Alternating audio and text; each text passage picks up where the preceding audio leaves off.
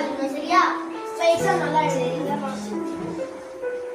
மகனே இவ்வளவு சீக்கிரமா எடுத்து கிளம்பிட்டேன். அப்பா நான் எக்ஸாம் எழுத போறேன். சரி மகனே, நீ நல்ல எக்ஸாம் எழுதி இன்ஜினியர் ஆகி நிறைய பணம் சம்பாதிக்கணும். இந்த உனக்கு செலவு வச்சுக்கோ, பார்த்து செலவு பண்ணு.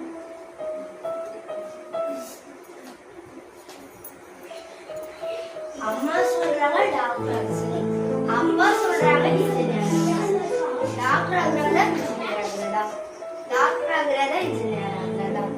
சரி எக்ஸாம் ஹாலுக்குள்ள போய் ஏதாவது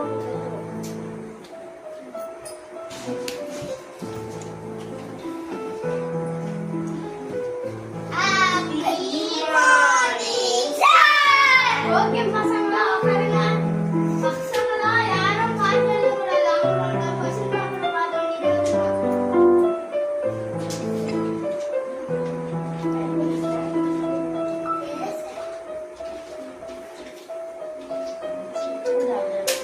அப்பா சொல்றாங்க டாக்டர் ஆகுறதா இன்ஜினியர் ஆகுறதா? சரி ஏதோ ஒன்று எழுதுவோம். சரி ஏதோ ஒன்று எழுதுவோம். ஏய் நானே ஒன்னு எழுதிட்டு இருக்க, நீ வேற பாத்து எழுதுற.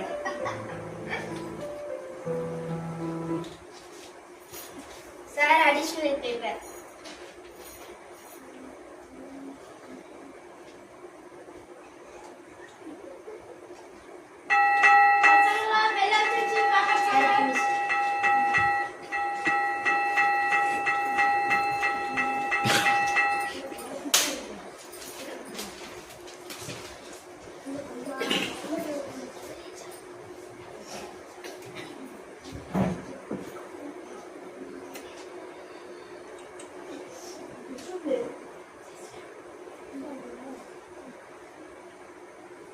மகனே எப்படி எக்ஸாம் எழுதுற?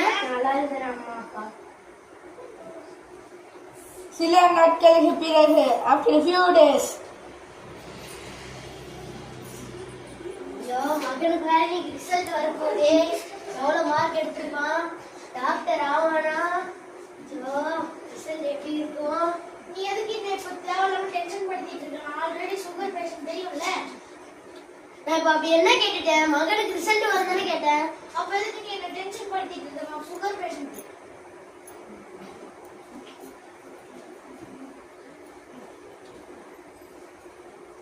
எவ்வளவு மார்க் மகன் எல்லாத்துலயும்?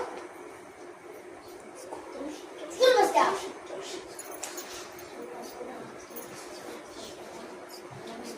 ஸ்டேட் ஃபர்ஸ்டா? சொல்றா. நல்ல மூணு சப்ஜெக்ட்ல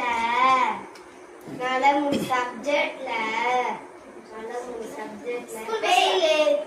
ஐயோ என் மார்க் ஃபெயில் ஆச்சே. ஐயோ நான் இந்த சப்ஜெக்ட்ல பாஸ் ஆகுறது வச்சு சந்தோஷப்படவா? நான் ஒரு சப்ஜெக்ட்ல ஃபெயில் ஆகுறத வச்சு கவலைப்படவா? நீ இன்ஜினியர் ஆகணும்னு பார்த்தா 3 சப்ஜெக்ட்ல ஃபெயில் ஆயிட்டு வந்திருக்கோம், பாராட்ட செய்யுமா? எக்ஸாம் நல்லா எழுதி பெரிய டாக்டர் ஆகணும்னு பார்த்தா நீ 3 சப்ஜெக்ட்ல ஃபெயில் ஆயிட்டு வந்திருக்க. இதுக்கு அவன் அவ்வளவு ஃபீஸ் படிக்க வச்சோம். அது வேற நான் 3 சப்ஜெக்ட்ல ஃபெயில் ஆனது வச்சு சோகமா இருக்குவா? 2 சப்ஜெக்ட்ல பாஸ் ஆனது வச்சு சந்தோஷமா இருக்கிற? உங்களுக்கு இப்ப காசு தானே வேணும். நான் காசு கொண்டு வந்து தரேன். எப்படிலாம் கேட்க கூடாது. நான் காசு கொண்டு வந்து தரேன். எல்லாம் பண்ணுது. சரி இன்னைக்கு யார் தான் மாட்டான்னு பார்ப்போம். இந்த நம்பருக்கு ஃபோன் பண்ணுவோம்.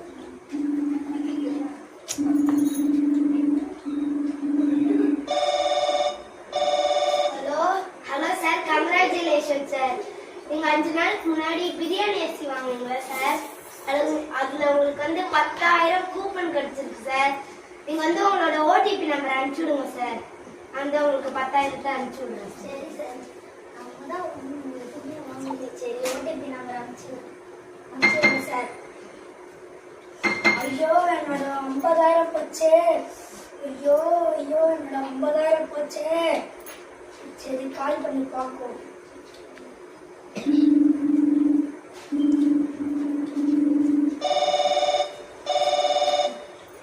ஹலோ சார், சாரி சார், சின்ன தப்பு நடந்துருச்சு சார். மறுபடியும் உங்களோட ஓடிபி நம்பர் +10,000 பிளஸ் 60,000 அனுப்பிச்சு விடுங்க சார். நான் வந்து உங்களுக்கு ஓடிபி நம்பர் அனுப்பிச்சு விடுறேன். ஓடிபி நம்பர் அனுப்பிச்சு விடுறேன் சார். ஐயோ என்னோட 1 லட்சம் போச்சு. ஐயோ என் பணம் என்ன போச்சு. ஐயோ என்னோட 1 லட்சம் போச்சு. சரி திரும்பி கால் பண்ணி பார்ப்போம். நீங்கள் டைசரன் தற்பொழுது சுவிட்ச் ஆஃப் செய்யப்பட்டுள்ளது. The number you are dialing is switch off. Please try again.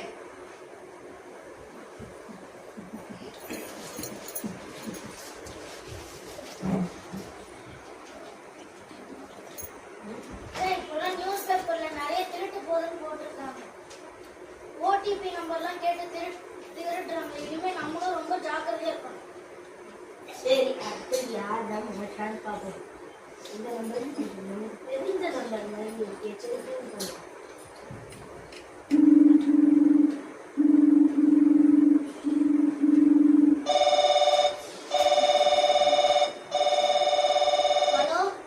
Hello sir, congratulation sir.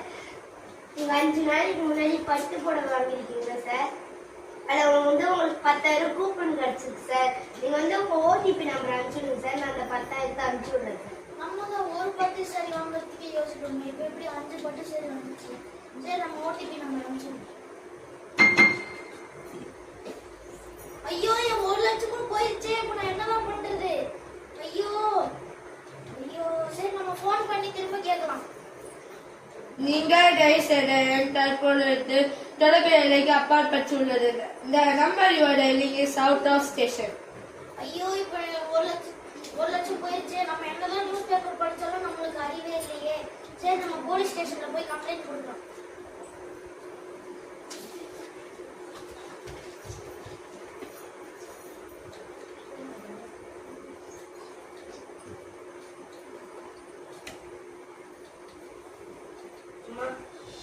மகனே, டெய்லி நிறைய கொண்டு வர, நீ கம்மியா கொண்டு வந்திருக்க.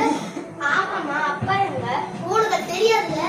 உங்க அப்பா அவங்க அக்கௌண்ட்ல இருந்து யாரோ காசு எடுத்துட்டாங்கன்னு சொல்லிட்டு போய் போலீஸ் ஸ்டேஷன்ல கம்ப்ளைண்ட் கொடுக்க போயிருக்காங்க. அம்மா 2 வாரமா டிவில வந்துட்டு எல்லாமே நாடாங்க. அப்பாவை போக வேண்டாம்னு சொல்லிட்டு.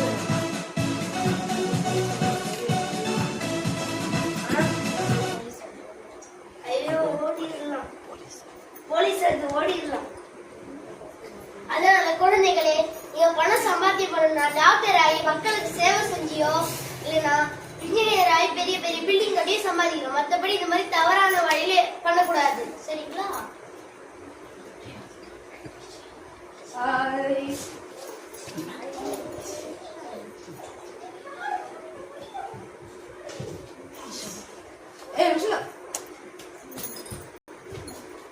நல்ல பேரை வாங்க வேண்டும் பிள்ளைகளே.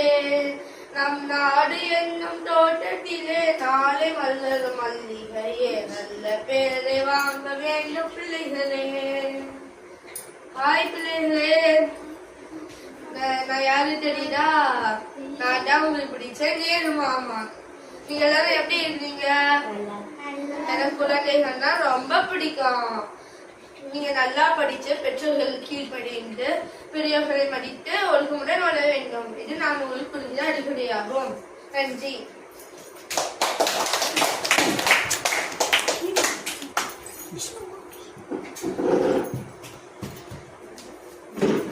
ஹலோ குழந்தைகளே, எல்லாரும் எப்படி இருக்கிறீங்க?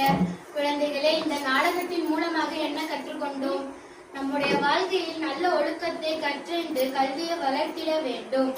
அதை தப்பான வழியில் சம்பாதிக்காமல் படித்து நேர்மையான வழியில் சம்பாதிப்பதே மிகவும் சிறந்தது.